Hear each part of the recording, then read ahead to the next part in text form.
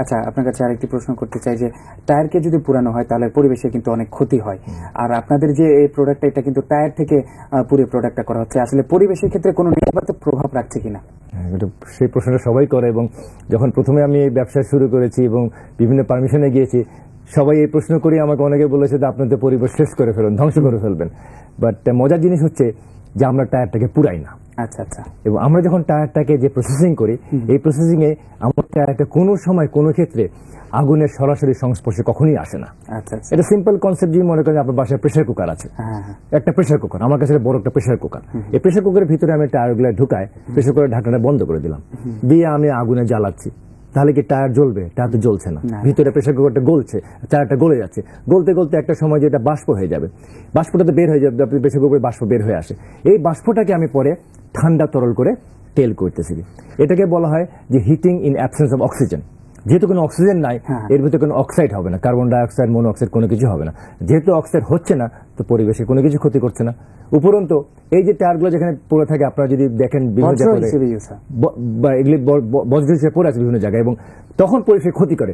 আমি যদি টায়ারগুলো না নিয়ে আসি তাহলে পরিবেশের ক্ষতি হচ্ছে।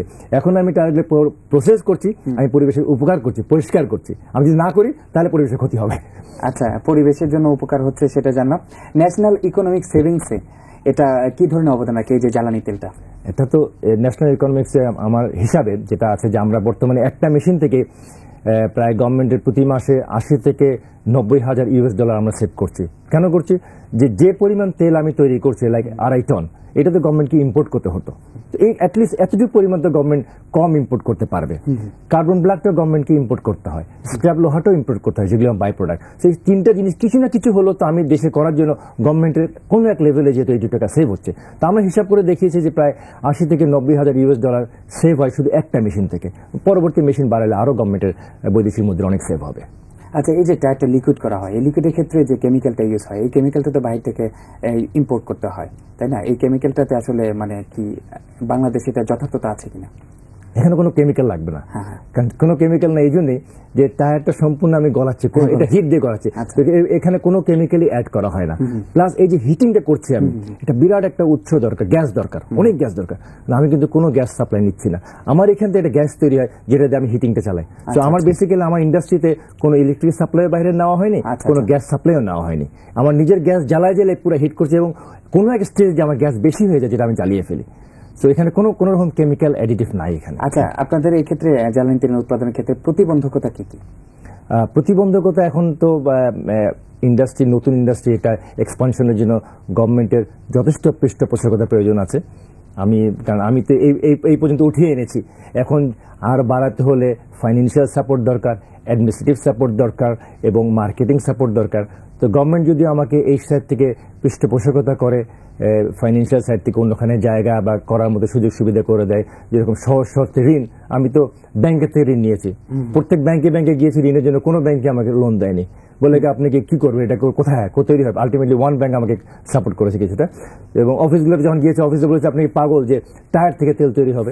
তো যাই হোক, আলটিমেটলি আমি সবগুলা এগুলি ওভারকাম করেছি। বাট এগুলি এখন আলটিমেট বাড়াতে হলে গভর্নমেন্টের আমার পৃষ্ঠপোষকতা দরকার আছে, ব্যাংকের ফাইন্যান্সিং দরকার আছে, লোন দরকার আছে, অ্যাডমিনিস্ট্রেটিভ সাপোর্ট দরকার আছে। এগুলি যদি আমাকে গভর্নমেন্ট সাপোর্ট করে, আমি আশা করি ইনশাল্লাহ আরো আগায় যেতে পারবো, আমরা আরো বাড়াতে পারবো অনেক দূর। আচ্ছা, সম্প্রসারণ, এই যে শিল্পটা, এই শিল্পটাকে সম্প্রসারণ করার জন্য এই যে গভর্নমেন্ট সাপোর্ট বললেন, ইন্ডাস্ট্রিয়াল সাপোর্ট বললেন, আর কি কি সাপোর্ট দেওয়া যেতে পারে?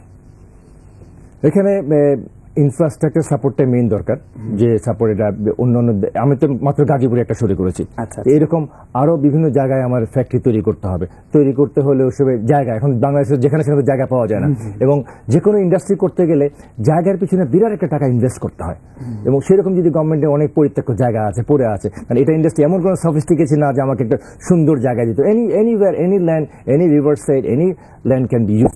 সেই জায়গায় ওই সময় জায়গা থাকলে আমরা আরো তৈরি করতে বেশি, এবং যে সকল সাইডে গ্যাস নেই, লাইক নর্থ বেঙ্গলে, খুলনা, যশোর, দিনাজপুর, ওইসব জায়গার জন্য এই তেলটা খুবই উপযোগী। কারণ ওইখানে গ্রামের লোকজন সবাই কেরোসিন ব্যবহার করে, এই পাম্প চুলা কুপিতে ব্যবহার করে, ওইখানে যেগুলি বয়লার আছে, বয়লার হিসেবে ডিজেল ব্যবহার করে। তো ওইসব এলাকায় এই তেলটা হলে তারা অনেক কম দামে পায়, আমরা তো অনেক কম দামে দিচ্ছি, তুলনামূলক কেরোসিন ডিজেলের চেয়ে অনেক কম দামে আমরা মার্কেটিং করছি। আপনাকে ধন্যবাদ। আপনার মাধ্যমে